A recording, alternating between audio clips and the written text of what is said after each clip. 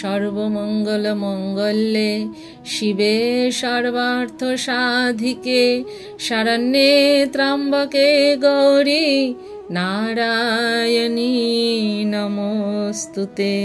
নমস্কার। আমি ফুলে ও জলে কোনো মতে মাকে বসাবো ঠিক করেছি। ঠিক সেইভাবেই আমরা রটন্তী পূজার দিন নিজেরাই সব আয়োজন করেছি।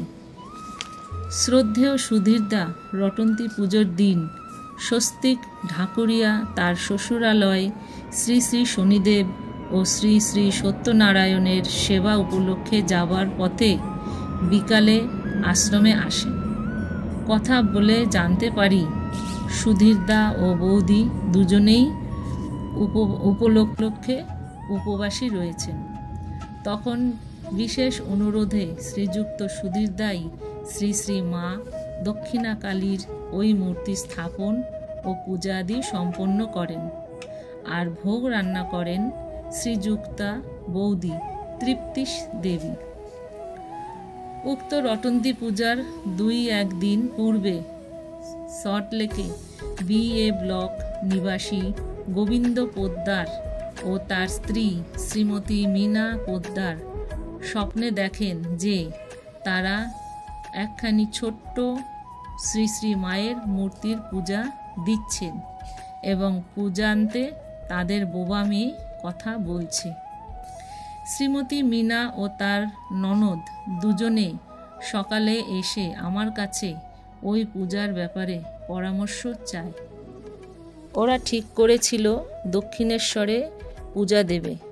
আমি ওদের বলছি, তোমরা অর্থসম্পন্ন লোক, তাই মায়ের কোনো কিছুতে কার্পণ্য করবে না। মায়ের জন্য ভালো কাপড়, আলতা, সিঁদুর, শাঁখা, পলা সব কিছু দিয়ে মায়ের পূজা দেবে। আমি এই কথা বলতে বলতেই তার ওই ননদ ঠাকুর ঘরে কোণের শ্রী শ্রী মায়ের ওই মূর্তি দেখে বলে ওঠে যে স্বপ্নে দেখা মূর্তির সঙ্গে এই মূর্তি একেবারে মিলে যাচ্ছে। তখন আগামী রটন্তী পূজার দিন এখানেই ওই মাকে তারা পূজা দেবে বলে স্থির করে। আমিও সম্মত হই। তদনুযায়ী পূজার আয়োজনে উক্ত পোদ্দার পরিবার যথেষ্ট সাহায্য ও সহযোগিতা করে। পূজার